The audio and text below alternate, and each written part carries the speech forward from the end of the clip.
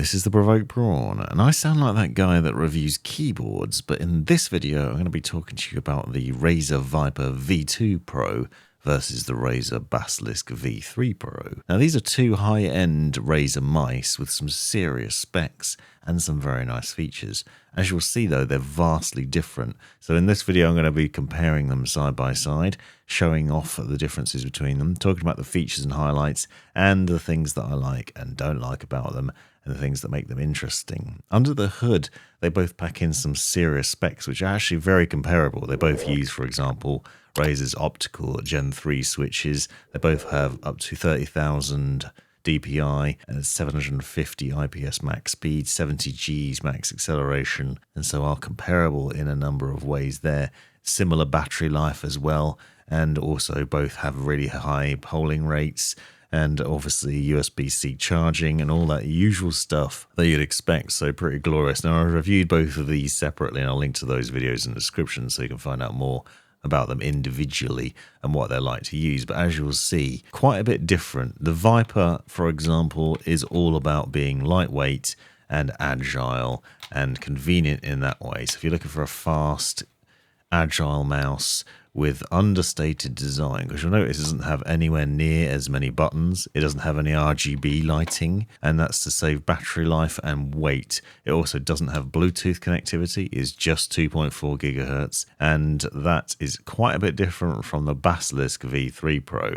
The design of this mouse is quite interesting because it has a number of highlights that include both Bluetooth and 2.4 gigahertz. But more importantly, on the underside, you'll see that this little puck here is removable. Now, if you purchase the fancier version of the Basilisk V3 Pro, it actually comes with its own little dock that you can place it on and charge it up, so you can get some wireless charging capabilities from it there. It does obviously have its own charging cable as well, but it has the advantage of just being able to be docked for charging, which is pretty nice. You'll also see that it has a lot of RGB lighting that's customizable within the software, and you can still get a decent amount of battery life out of it as well, so it is surprising. And obviously more buttons. There's 11 buttons instead of 5 on the Viper, so there's a lot more buttons here, a lot more button action, and quite a bit of difference. Now obviously you can get them in different colors, and you'll see they both have a sort of matte finish to them. The Viper V2 Pro has a much more matte finish to give you some grip, but it also has grip tape included in the box.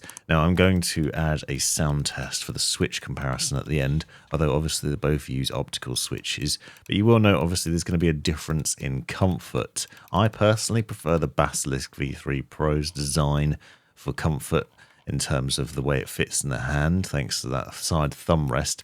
But the Viper V2 Pro have been improved nicely over previous Viper mice, in my opinion, because those side buttons stick out a lot more, so they're a lot more accessible. On a previous Viper Ultimate, for example, they're a bit more flush with the body. So there are a number of nice changes to both these mice in generational terms, in the way they've improved and enhanced both the specs and the features of them, the design changes. Some people might not like what they did to the Viper versus the Viper Ultimate, because it did lose some of its previous features in favour of being lightweight, but this gives you some options in terms of what you're buying and the results that you'll get from them, because obviously they're quite a bit different.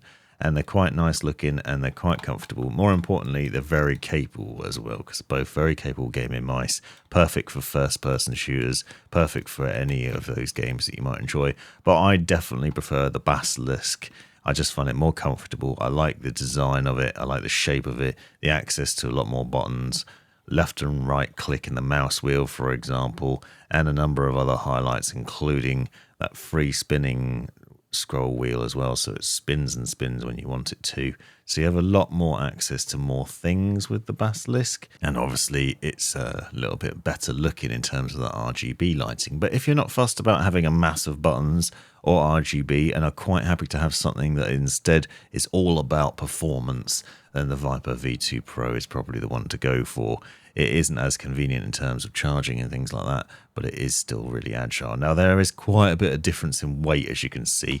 The Viper V2 Pro comes on at 59 grams, which is comparable to a tennis ball, and that's the reason they included that with the original review. So if you want something that's really light and therefore really agile, the Viper's the one to go for. If you're not too bothered about that, then the Basilisk is a brilliant option and one worth considering. Now you can see quite a few differences in terms of the features and the design of both these mice, and I'll leave information in the description on the specs and also links to those reviews that I mentioned. But you'll see that under the hood they're both very comparable. And they're both very capable. I enjoyed using both of them. It's all really down to personal preference. I just prefer the ergonomics of the Basilisk. However, if you have a sort of claw grip preference and you want something slick and agile, then the Viper is the one worth considering. So stick around now for a sound test and be sure to watch the reviews to find out more about what I thought about both these mice.